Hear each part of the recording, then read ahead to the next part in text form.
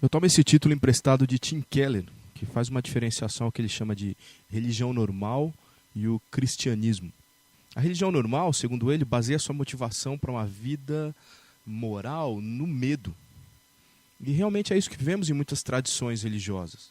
Como cristãos, talvez nós gostemos de pensar que essa é apenas a realidade do islamismo, mas é fato que, infelizmente, essa também é a realidade entre muitas tradições que são chamadas de cristãs. Em igrejas que possuem uma vertente mais arminiana, por exemplo, que culmina com a crença, entre outras coisas, na possibilidade da perda da salvação, essa realidade é bem clara. Muitos dos irmãos aqui dessa igreja mesmo, que já estiveram em igrejas com essas doutrinas, sabem da opressão velada, ou mesmo nem tão velada, a opressão aberta, que existe sobre os ombros de quem tem que carregar um peso que não lhe cabe, porque Jesus já levou esse peso sobre si. O cristianismo, corretamente fundamentado no Evangelho, entende claramente que qualquer motivação para uma vida moral só é possível, primeiramente, por haver um Deus moral. Mas também pelo fato desse próprio Deus ter agido em prol do seu povo gratuitamente e graciosamente. Ou seja, a grande motivação para viver de acordo com um elevado padrão moral é exatamente o amor demonstrado por Deus em nosso favor. Talvez isso já tenha sido bastante repetido, mas esse ponto precisa ficar bastante claro para nós. Porque o pecado insiste em nos levar para o outro lado, numa tentativa vã de meritocracia. Por isso mesmo, então, Paulo argumenta bastante esse ponto durante toda a epístola. Inclusive, insistindo muito no que é o verdadeiro evangelho e como viver de forma coerente com esse evangelho. Agora, no parágrafo que nós temos à nossa frente, o apóstolo vai considerar como crescer no caráter, considerando que essa dinâmica é pelo amor e não pelo medo. O seu grande mote, então, nesse momento é: crescemos à medida que lutamos. Abra a sua Bíblia em Gálatas, capítulo 5, e eu quero ler a partir do versículo 16 com os irmãos. Gálatas, capítulo 5, versículo 16. Hoje eu lerei na Nova Versão Internacional. Diz assim a palavra do Senhor: Por isso digo, vivam pelo Espírito e de modo nenhum satisfarão os desejos da carne. Pois a carne deseja o que é contrário ao Espírito, e o Espírito o que é contrário à carne. Eles estão em conflito um com o outro, de modo que vocês não fazem o que desejam. Mas, se vocês são guiados pelo Espírito, não estão debaixo da lei. Ora, as obras da carne são manifestas: imoralidade sexual, impureza e libertinagem, idolatria e feitiçaria, ódio, discórdia, ciúmes, ira, egoísmo, dissensões, facções e inveja, embriaguez, orgias e coisas semelhantes. Eu os advirto, como antes já os adverti, que os que praticam essas coisas não herdarão o reino de Deus. Mas o fruto do Espírito é amor, alegria, paz, paciência, amabilidade, bondade, fidelidade, mansidão e domínio próprio. Contra essas coisas não há lei. Os que pertencem a Cristo Jesus crucificaram a carne com as suas paixões e os seus desejos. Se vivemos pelo Espírito, andemos também pelo Espírito. A grande ênfase da segunda metade da Epístola aos Gálatas é que em Cristo nós podemos viver uma verdadeira liberdade. Aqueles que estavam sob a servidão da maldição ou sob a condenação da lei foram libertos por Cristo, que se fez maldição em nosso lugar. Nós éramos escravos do pecado, mas agora somos filhos de Deus. Porém, cada vez que o apóstolo escreve que a liberdade sobre a liberdade, ele inclui a advertência de que ela só pode Porém, cada vez que o apóstolo escreve sobre a liberdade, ele inclui a advertência de que ela pode ser muito facilmente perdida aos que deslizam da liberdade para a escravidão, como ele considerou no início desse capítulo 5.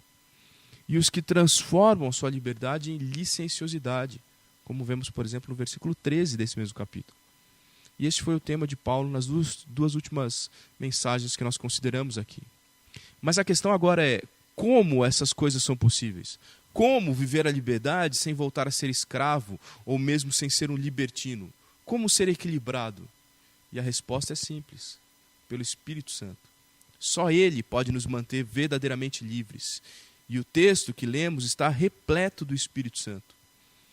O Espírito Santo é mencionado 7 vezes em apenas 10 versículos que nós lemos. Ele é apresentado como nosso santificador, o único que pode se opor à nossa carne e subjugá-la. Ele é apresentado como quem nos capacita a cumprir a lei para sermos libertados do seu sombrio domínio. E ele também é apresentado como quem produz o fruto da justiça em nossas vidas. Dessa forma, então, fica evidente que desfrutar a liberdade cristã é algo intimamente associado e dependente da ação do Espírito Santo em nós.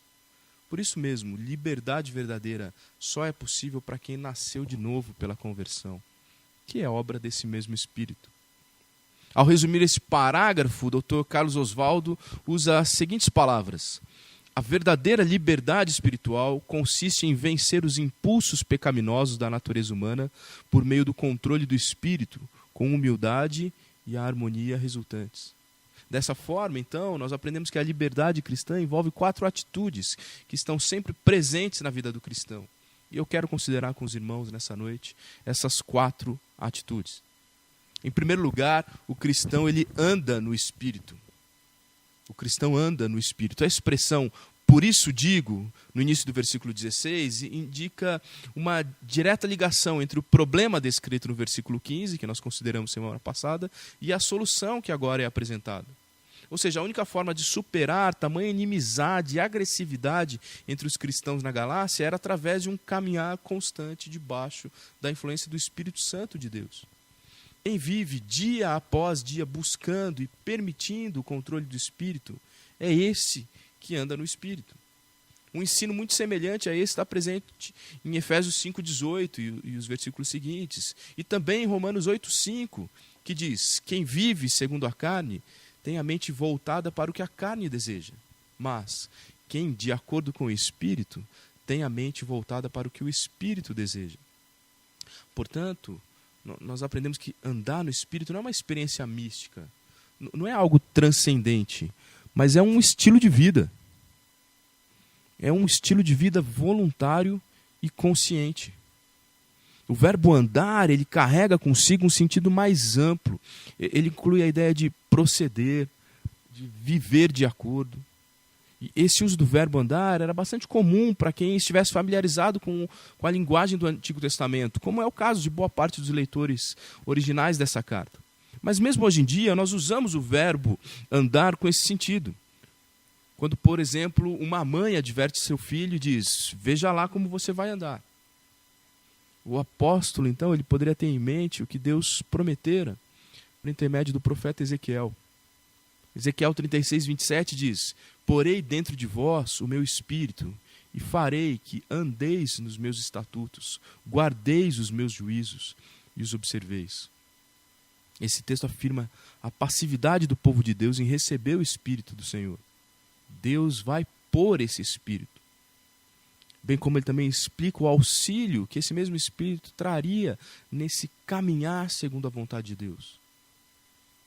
Porém, também é muito importante, irmãos, notarmos que no versículo 17 está presente a ideia do conflito, ensinando que caminhar não vem a parte de lutas. Não se trata, como alguns consideram, de uma luta do físico com o espiritual, como se o corpo brigasse com a alma. Os filósofos e mestres judeus às vezes falavam de um conflito interno entre a razão e a paixão, mas esse não é o ponto de Paulo. O que nós temos aqui é a consideração de que todo ser do homem, ele luta porque ele anseia pelo pecado. Com a conversão, ele deve estar em oposição com a sua própria natureza, em um anseio por Deus. Então não é uma luta entre algo dentro de nós e algo externo a nós, mas é um conflito interior entre 2 desejos. O desejo natural da nossa carne e o desejo que o Espírito Santo está colocando em nós, desde a nossa conversão. Como nós já consideramos na semana passada, na linguagem paulina, carne não é simplesmente aquilo que reveste o nosso esqueleto, mas faz referência à nossa natureza humana, essa natureza caída, pecadora. Então, à medida que aprendemos a andar no Espírito, essa mesma carne fica cada vez mais subjugada. Mas a carne e o Espírito permanecem em conflito, um conflito feroz, incessante.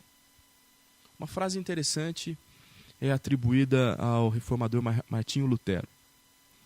Lutero teria dito certa vez: pensei que o velho homem tinha morrido nas águas do batismo, mas eu descobri que o infeliz sabia nadar. Agora eu tenho que matá-lo todos os dias. Essa é a nossa dinâmica. A carne e o espírito vivem num antagonismo que é irreconciliável. Essa expressão desejos da carne ou concupiscência em algumas versões não é algo simples, mas deve ser compreendido como um super desejo, um desejo excessivo, um impulso que tende a controlar tudo. O pecado cria em nós o sentimento de que precisamos disso, precisamos daquilo, e assim nós ficamos fascinados. Isso atrapalha nosso desenvolvimento na vida cristã. Dessa forma, então, a luta que nós travamos no interior é uma luta entre a carne, que anseia por coisas, por condições, por pessoas, e o espírito, que nos leva a ansiar por Jesus. Paulo diz que a batalha travada no âmbito da vontade faz com que as decisões morais dos crentes nunca sejam absolutamente livres. Elas sempre resultam ou dos impulsos carnais ou da obra do Espírito de Deus. Note que isso não é a mesma coisa que afirmar a falta de vontade própria. Há vontade própria, mas certamente é considerar que a vontade moral dos cristãos, ela sofre influências que são determinantes, seja da nossa carne, seja do Espírito. Eu não nego que exista conflito moral em pessoas que não são cristãs. Mas o conflito moral em ímpios, ele é muito menos feroz, muito menor do que em cristãos. No crente, a vontade é um misto de bem e mal. Não importa o rumo que ela tome, seu querer sempre vai ser contrariado. Sempre. Porque quando você opta pelo mal, você se sente frustrado, porque não alcança o bem que aprova, no qual tem prazer desde a sua conversão. Quando você opta pelo bem, você tem que fazer isso dizendo não para si mesmo, para aquilo que seu coração naturalmente deseja. Veja que é sempre uma contrariedade. Por isso, enquanto você não tiver sido glorificado e liberto dessa carne, você, meu irmão, como cristão, jamais poderá dizer que desfruta de plena liberdade nas suas decisões. O que para muitos é chamado de livre-arbítrio é algo que definitivamente precisa ser questionado. Se pensarmos no incrédulo, o conflito moral tende a ser infinitamente menor sem a ação do Espírito, mas no cristão isso está presente o tempo inteiro. Toda a argumentação dos 2 primeiros versículos, então ele nos leva a uma conclusão óbvia no versículo 18. Quem está sujeito ao Espírito não está sob o senhorio da lei. O sábio não precisa de leis, porque simplesmente escolhe fazer o que é certo, segundo a lei que já está inscrita no seu coração.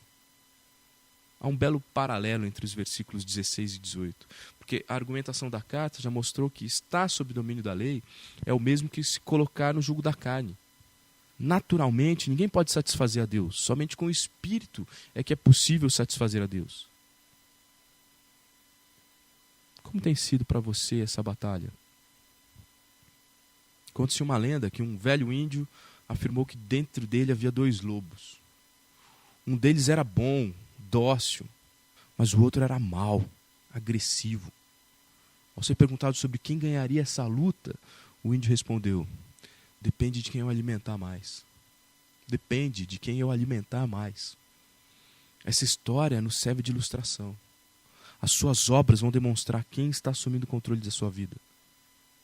Mas para fugirmos da carne e andarmos no Espírito, nós temos que alimentar o Espírito. Assim, a lição de 1 Coríntios 9, 26 e 27, ela é fundamental para nós. Lá o texto diz: sendo assim, não corro como quem corre sem alvo, não luto como quem esmurra o ar, mas eu esmurro meu corpo, faço dele o meu escravo, para que depois de ter pregado aos outros, eu mesmo não venha a ser reprovado.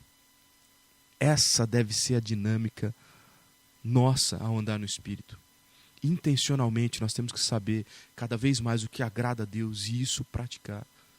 Ao mesmo tempo que abandonamos a prática do pecado, nessa nossa luta constante pela mortificação da carne e o fortalecimento do Espírito. Para nos auxiliar, o apóstolo faz uma relação de pecados que nós devemos evitar. E essa é a segunda prática que deve estar presente, a segunda atitude que deve estar presente na vida do cristão. Porque o cristão abdica da carne. As obras da carne são conhecidas de todos nós. Em certa medida, elas são até óbvias. Por isso elas são chamadas de manifestas. Elas estão aí, aparentes. Ainda assim, o apóstolo caminha na formação de uma lista. Mas elas também são chamadas de manifestas porque elas são praticadas sem culpa, sem escrúpulos. Obviamente não se trata de uma lista exaustiva, até porque ele termina com a expressão e coisas semelhantes. Mas há aqui a menção de 15 pecados que podem ser agrupados em 4 áreas específicas. Pecados sexuais, pecados de religiosidade, pecados sociais e pecados alimentares. Vejamos então, nos pecados sexuais são citados a imoralidade sexual, a impureza e a libertinagem. A primeira expressão é a mais abrangente delas. Normalmente traduzida como prostituição ou fornicação, pode fazer referência ao ato sexual entre pessoas que não são casadas, isso seria imoralidade sexual, mas tem uma gama de traduções que é muito grande, que pode significar qualquer comportamento sexual que é ilegal, ou seja, até mesmo o consumo da pornografia é uma imoralidade sexual. A impureza, ela aponta para práticas sexuais que não são naturais diante de Deus, como a poligamia, o homossexualismo, a bestialidade e outras coisas do tipo. A libertinagem ou indecência é aquela sexualidade descontrolada. Pessoas que buscam o sexo como se for uma necessidade fisiológica. Você conhece pessoas presas a esses pecados de forma manifesta? Não lutam contra eles. Pelo contrário, lutam pela normalização de seus pecados, para que eles sejam aceitos como normais. A palavra de Deus é clara em afirmar que para essas pessoas o destino é o inferno. Elas não herdarão o reino de Deus. Na religiosidade são citados a idolatria e a feitiçaria. A primeira palavra está associada a uma vã tentativa humana de oferecer um substituto adequado para Deus, fazendo para si, então, imagens de falsos deuses. Como ela está associada à feitiçaria, a idolatria aqui eu não creio ter aquele uso mais abrangente que a gente costuma dar para ela, e que a Bíblia também dá para ela, mas não é o caso nesse versículo. Quando a gente usa a expressão, por exemplo, ídolos do coração. Mas são ídolos mesmo, de falsos, ídolos de barro, ídolos de madeira. É essa a ideia mais presente aqui. A gente ter uma noção do grau de idolatria que estava presente na Galácia, a gente pode considerar Atos 14, 11 a 13. Leia depois na sua casa esse texto. Mas quando Paulo e Barnabé, estando lá na Galácia, eles praticam uma cura milagrosa, eles são considerados como deuses do panteão grego. O povo oferece sacrifícios a eles. São chamados lá com o nome de Deus, as pessoas trazem os bois que vão oferecer sacrifícios. Esse é o grau de idolatria que era presente na Galácia. Feitiçaria é a palavra de mesma raiz da palavra que nós temos hoje, que é farmácia.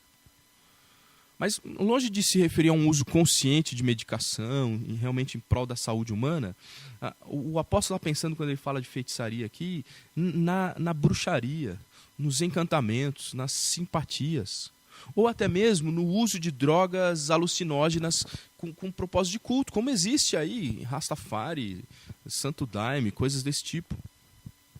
Você conhece pessoas presas a esses pecados de uma forma manifesta? Idólatras e feiticeiros. Não lutam contra esses pecados, pelo contrário, lutam pela normalização deles. A palavra de Deus é clara em afirmar que para essas pessoas o destino é o inferno. Elas não herdarão o reino de Deus.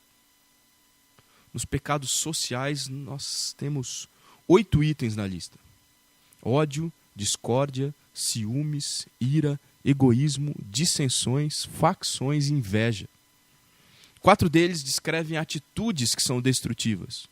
Ódio, que é inimizade na versão revista atualizada, é uma hostilidade, é ter uma atitude antagônica. Ciúmes pode ser algo positivamente caracterizado como um zelo, um cuidado. Mas o ciúmes, quando é controlado por um ego faminto, ele pode se tornar um grande pecado. Egoísmo. A revista atualizada diz discórdias. Egoísmo está associado a uma ambição egoísta, competitividade voltada sempre para a busca do eu. E a inveja. Inveja é desejar o que os outros têm, é cobiça. Você conhece pessoas presas a esses pecados de uma forma manifesta? As outras 4 palavras descrevem os resultados dessas atitudes destrutivas. Então fala de discórdia ou porfias. É ser polêmico, é gostar de provocar brigas. Ira são explosões de raiva. Dissensões é aquele acúmulo de inimizades, de divisão entre as pessoas. Facções é ter rivais permanentes, é manter separação constante. Você conhece pessoas que, por conta do seu ódio, ciúmes, egoísmo, inveja, se tornaram pessoas causadoras de discórdia, iradas, criando dissensões e facções. Pessoas que fazem isso de forma manifesta. Não lutam contra esses pecados, pelo contrário, lutem pela normalização deles, que eles sejam aceitos como normais. A palavra de Deus é clara em afirmar que para essas pessoas o destino é o inferno. Elas não herdarão o reino de Deus. Os pecados alimentares são citados a embriaguez e as orgias. A embriaguez é o uso abusivo de bebida alcoólica, isso é mais fácil, mais fácil de compreender. Ainda que o cristianismo não ensine a abstinência total do álcool, mas ele claramente reprova a bebedice. Provérbios 20, versículo 1, Efésios 5, 18, são 2 exemplos bem claros de textos que condenam o consumo desequilibrado de álcool. Mas eu queria ir um pouco além. Considerando a nossa liberdade cristã, talvez seja valioso aqui que a gente tome cuidado não só com a quantidade do que se bebe, porque às vezes você não está se embriagando porque você realmente bebe muito pouco. Mas considerando a liberdade cristã de você poder dizer não para as coisas, considere o ambiente em que você faz isso. A gente tem que olhar para o nosso irmão, considerar históricos de vícios que alguns tiveram, como a moderação sua pode ser ocasião para a perdição do outro. Talvez você se controle muito bem, mas o irmão mais fraco ainda na fé, ou com um histórico muito negativo com relação ao álcool, olhando para você, possa ter muito mais dificuldade. Talvez Deus te conduza nesse sentido, pensando nisso, até para ser abstêmio. Mas com certeza o cristão não é um embriagado. As orgias aqui mencionadas, elas não estão ligadas a questões sexuais, que nós já consideramos antes. Normalmente esse é o uso da palavra orgia. Mas aqui ela está associada a questões alimentares. Tanto que algumas versões, ao invés de dizer orgias, dizem glutonaria mesmo. O ensino bíblico ele está muito mais associado ao equilíbrio. Porque até coisas que em si podem não ser mas como a comida. A comida não é algo ruim. Nós necessitamos da comida. Mas se ela for em excesso, ela se torna pecaminosa. Você conhece pessoas presas a esses pecados de uma forma manifesta? Não lutam contra ele, pelo contrário, lutam pela normalização desses pecados para que eles sejam considerados normais. A palavra de Deus é clara em afirmar, para essas pessoas o destino é o inferno. Elas não herdarão o reino de Deus. A imoralidade, a religião corrupta, os pecados sociais e a intemperança levam à máxima rejeição por parte de Deus. Ainda que nenhuma dessas coisas seja novidade para nenhum de nós, como também não era para os Gálatas, a repetição nos ajuda a perceber a nossa prática, a lutar contra o pecado que tenazmente nos assedia.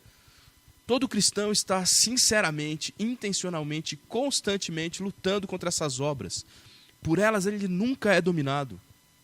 Mas por outro lado, a terceira atitude é o cristão apresenta o fruto do Espírito. Apresentar traz o sentido de evidenciar.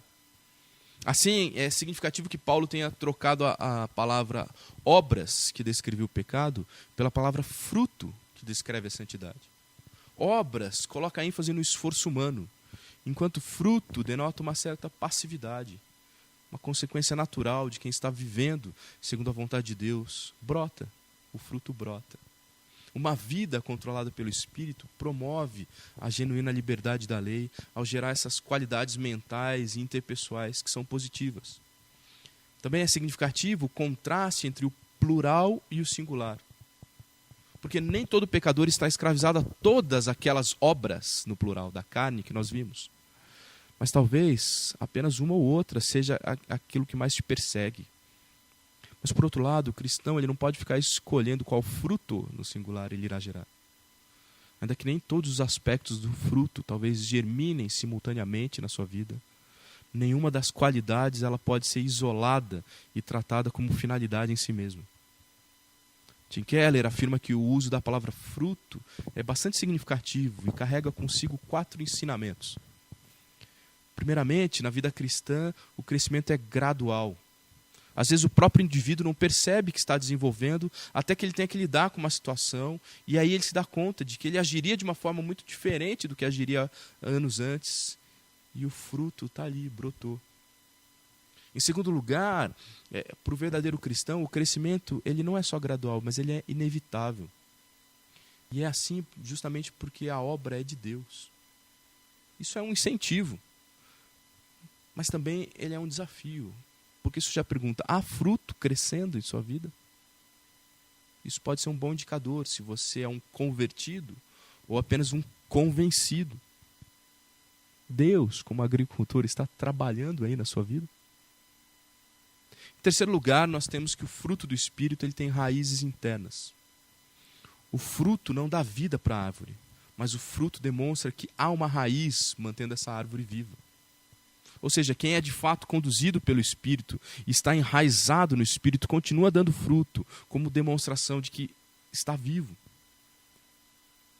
E em quarto lugar, na vida cristã, o crescimento ele é simétrico. Simétrico. Ou seja, uma parte não cresce sem que as outras também estejam se desenvolvendo. A gente pode até considerar que uma área se desenvolva mais rápido do que a outra, mas nunca uma sem ou uma em detrimento da outra. O fato é que o desenvolvimento do caráter de Cristo no cristão, quando ele é fomentado pelo Espírito, é algo libertador. Nos faz chegar mais perto de nos tornarmos aquelas pessoas que nós fomos criados para ser. Um coração renovado pelo Espírito. Nós passamos a realmente desejar ser quem Deus quer que a gente seja. Talvez quando olhamos para a lista dos versículos 22 e 23, nós podemos perceber que somos mais fortes em algumas áreas do que em outras. Mas não podemos confundir o nosso temperamento natural, que depende da nossa constituição, depende da nossa criação, com a frutificação que nos permite o Espírito Santo de Deus. Para entender melhor o que eu estou dizendo, para perceber isso, observe algumas crianças da nossa igreja. Talvez a maioria delas não seja verdadeiramente convertida. Estão aqui sendo criados na igreja, em famílias cristãs. Mas talvez pessoalmente ainda não são convertidos. A maioria dos pais aqui tem se esforçado por manter seus filhos sob a disciplina e temor do Senhor. Mas, quando a gente olha para as crianças, a gente vê que algumas são mais amáveis do que outras. Já percebeu isso? Algumas são menos amáveis, demonstram menos carinho, mas são mais pacientes. Isso nos mostra não necessariamente uma ação divina, mas características. Para fins didáticos, essas virtudes elas podem ser agrupadas em 3 grupos. Ficou claro o que eu acabei de dizer? Talvez você seja alguém que foi criado como alguém paciente, ou tem uma característica de ser mais calmo mesmo. Mas não é só característica que eu estou falando. Eu estou falando de ação do Espírito Santo transformando a sua vida. Vamos considerar essas virtudes em 3 grupos. Existem virtudes cristãs universais, o amor, a alegria, a paz, todo cristão. Tem que ser característica de todo cristão. Existem virtudes cristãs sociais, que envolvem o nosso relacionamento uns com os outros. A paciência, a amabilidade, a bondade. E as virtudes cristãs de confiabilidade, a fidelidade, a mansidão e o domínio próprio. Ou seja, a grosso modo, nós podemos dizer que amor, alegria e paz revelam uma atitude do cristão para com Deus. Paciência, amabilidade e bondade revelam uma atitude do cristão para com as outras pessoas.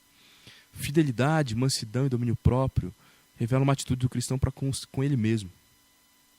Então consideremos rapidamente as 9 partes desse fruto do Espírito, conforme estão alistados aí no versículos 22 e 23.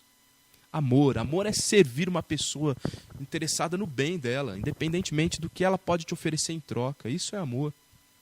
Alegria é a doce satisfação que existe em quem tem os anseios realizados. Alegria é característica de quem se deleita em Deus. Por isso Gerson Borges, o pastor e cantor, compositor, foi muito feliz quando ele cantou que Deus é a alegria da nossa alegria. Eu sou alegre porque eu tenho Deus, não pelas circunstâncias.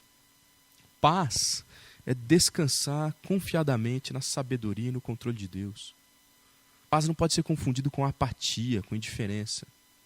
Mas a paz é o substituto da ansiedade, da preocupação. Paciência é a capacidade de enfrentar problemas sem perder a cabeça.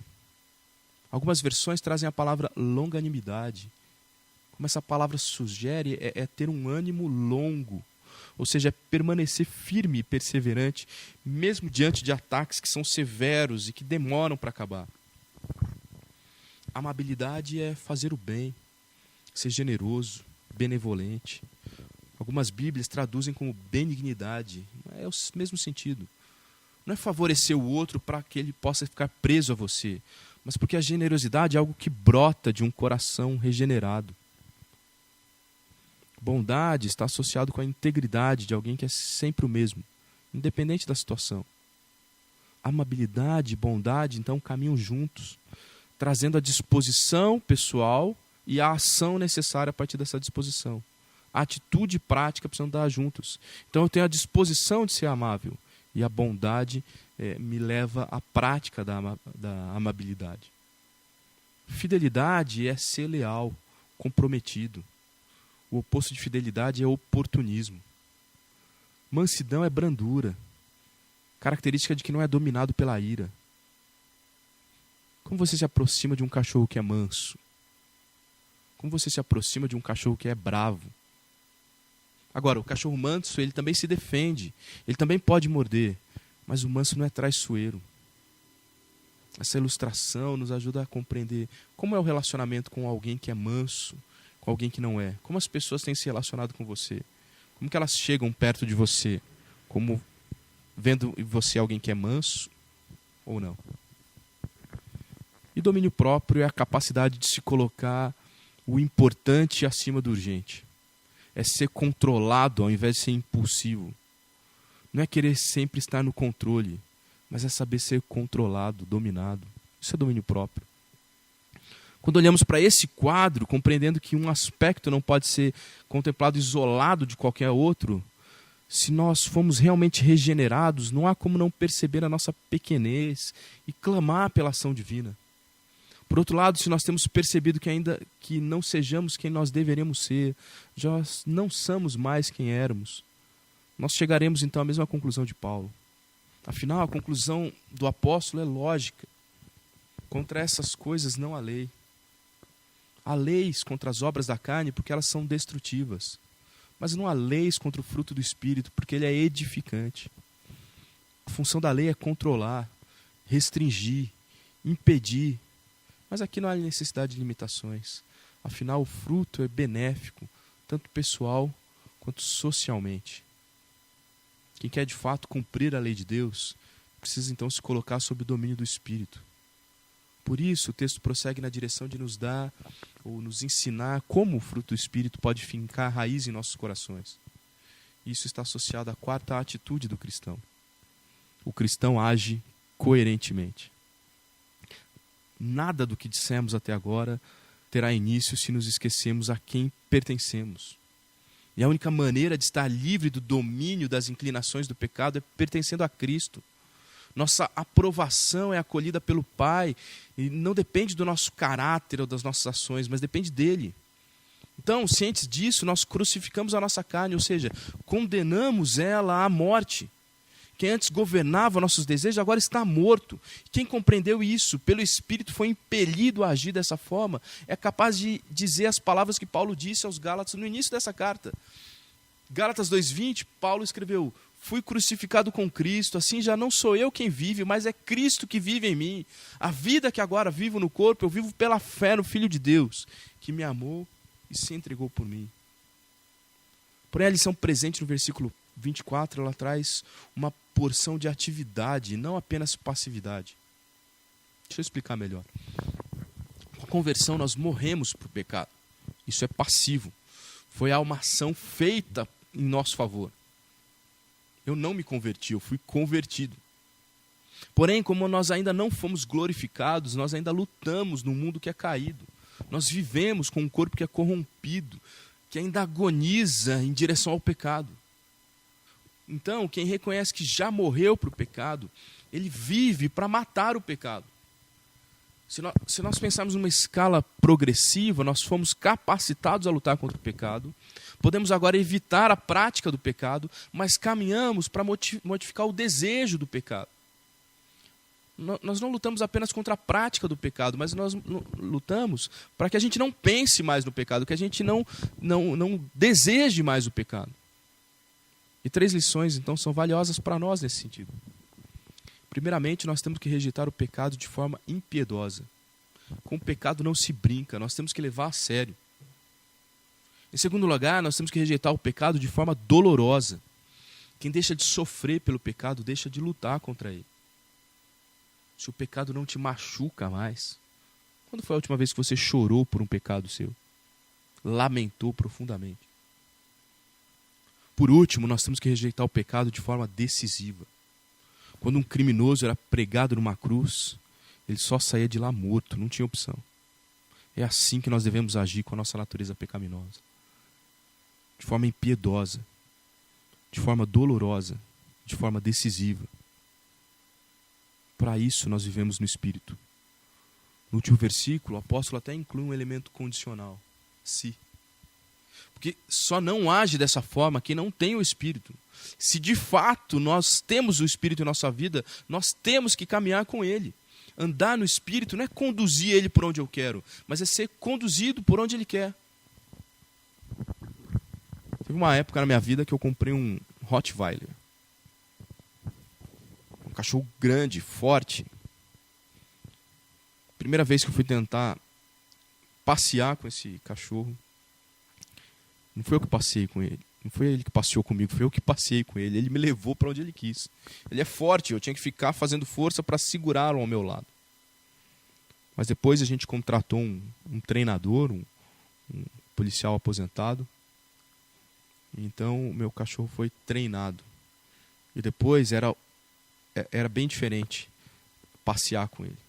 Porque daí ele passou a andar do meu lado. Eu o conduzia, não era mais conduzido. É assim que nós andamos com o Espírito. Nós somos conduzidos, nós não devemos querer conduzi-los. Nós temos que ser treinados para que isso aconteça. Andar no Espírito não é um passe de mágica. Para que ele seja realidade na nossa vida, é necessário acatar as orientações dele com perseverança e com responsabilidade. Não anda no Espírito quem limita seu relacionamento com Deus aos domingos. Não anda com o Espírito quem ouve a palavra de Deus somente aqui. E pior ainda, nem pratica. Não anda com o Espírito quem sai daqui e logo se esquece do que foi ensinado. Não anda com o Espírito quem se difere dos incrédulos apenas pelo lugar que frequenta no domingo à noite. Não! O cristão tem o dever de ajustar a sua vida à realidade que ele foi colocado pela conversão. Para isso é necessário que ele intensa e intencionalmente conheça os desígnios de Deus. Resolutamente pratique os desígnios de Deus em sua vida. Como bem sintetizou John Semmes no refrão do hino 301 do cantor cristão, crer e observar tudo quanto ordenar. O fiel obedece ao que Cristo mandar. Você conhece e prossegue aprendendo mais sobre a vontade de Deus? A vontade de Deus tem se tornado prática constante na sua vida?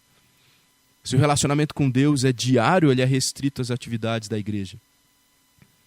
Você é realmente um cristão ou é apenas um religioso? O cristão, ele age coerentemente com a fé que ele professa possuir. O cristão anda no Espírito, abdica da carne, apresenta o fruto do Espírito e age coerentemente com a fé que afirma ter. Essas são atitudes que descrevem você. As obras da carne são más e quem nelas está enredado está condenado ao inferno. Por outro lado, o fruto do Espírito é agradável, é desejável e demonstra quem está enraizado no Espírito, graças ao novo nascimento que recebeu pela fé. Talvez nessa noite você se reconheceu como alguém que busque ter essas atitudes, mas as coisas simplesmente não acontecem para você. Buscando por paz, você se percebe um egoísta. Buscando por alegria, você se tornou um bêbado, um glutão. Buscando por paciência, você se tornou ansioso. Eu quero dizer para você que seu problema está na origem. Não adianta querer andar com o Espírito se você ainda não tem o Espírito em sua vida. Não adianta querer agradar a Deus se você não é de Deus. Então, meu amigo, clame ao Senhor para que Ele tenha misericórdia de você, para que Ele venha ao seu encontro. Do contrário, você vai continuar caindo no sepulcro. Você pode até ser aparentemente bonito, mas por dentro de você só tem morte. Talvez você seja alguém que foi alcançado pela graça, mas não tenha exatamente vivido dessa forma que foi apresentado aqui. Assuma a sua responsabilidade de matar a carne, porque Cristo já condenou a sua carne à morte com a crucificação. Siga a Deus mais de perto, seja mais comprometido, viva uma vida realmente devotada a Deus. Tenha atitudes de um verdadeiro cristão liberto pelo poder do Evangelho.